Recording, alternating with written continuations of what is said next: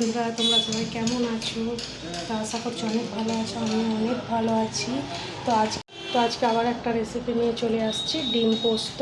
তার জন্য জল গরম করতে বসিয়ে দিয়েছি, নুন দিয়ে। জলটা ফুটে গেলে ডিমগুলো ধুয়ে দিয়ে দেবো। ডিমগুলোকে সিদ্ধ করে দেবো আলাদা করে। দেখো বন্ধুরা, জলটা গরম হয়ে গেছে, ডিমগুলো আস্তে আস্তে আমি দিয়ে দেবো। বন্ধুরা, ডিমগুলো দিয়ে দিয়েছি, এবারে ভালো করে সিদ্ধ করে নেবো।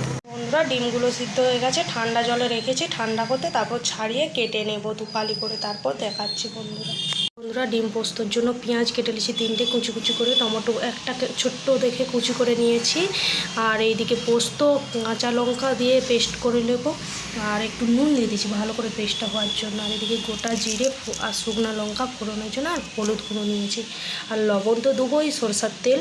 তো তারপর দেখাচ্ছি বন্ধুরা। ডিমগুলো ছাড়িয়ে এরকমভাবে কেটে নিয়েছি, কড়াইতে তেল দিয়ে গরম করতে দিয়ে দিয়েছি, তেলটা গরম করার অপেক্ষায় আছি। ভাজার জন্য কড়ার তেল গরম হয়ে গেছে, এবারে এই কড়াতে নুন আর হলুদ দিয়ে দেবো, লবণ হলুদ। তারপরে ডিমগুলো আস্তে আস্তে করে ভেজে নেবো।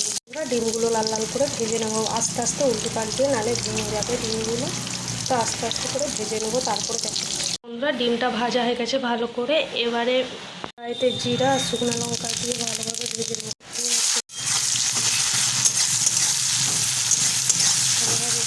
লাল লাল করে ভাজা ভাজা হয়ে গেছে, এবার দিয়ে দেবো টমেটো কুচি। আর মতো লঙ্কা, টমেটোটা গোলা গোলা হয়ে গেছে। এবারে দিয়ে দেবো পরিমাণ মতো হলুদ গুঁড়ো। আমি এতে কোনো রকম লঙ্কা গুঁড়ো ব্যবহার করব না, কাঁচা লঙ্কা বাটা দিয়েই বানাবো। দিয়ে দেবো কাঁচা লঙ্কা পোস্তর পেস্টটা। এবারে মশলাটা ভালো করে কষিয়ে নেব। বন্ধুরা, মশলাটা কষানো হয়ে গেছে, তেল ছেড়ে গেছে। এবারে হালকা পরিমাণে জল দিয়ে দেবো, বেশি জল দেবো না, এটা মাখা মাখাই বানাবো। তো দেখাচ্ছি বন্ধুরা, জল দিয়ে দিচ্ছি।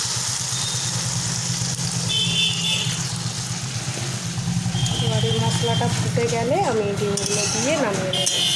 বন্ধুরা, এবারে আমি ভাজা ডিমগুলো দিয়ে দেবো, হালকাভাবে ফুটিয়ে নামিয়ে নেব।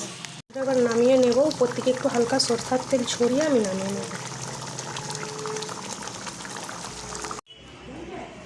দেখো বন্ধুরা, ডিম পোস্তটা আমার রেডি হয়ে গেছে। তো রেসিপিটা কেমন হয়েছে বন্ধুরা জানাবেন। যদি ভালো লেগে থাকে লাইক কমেন্ট শেয়ার করে দিবেন, আর পেজটাকে ফলো করবেন। বাই, ভালো থাকবেন বন্ধুরা।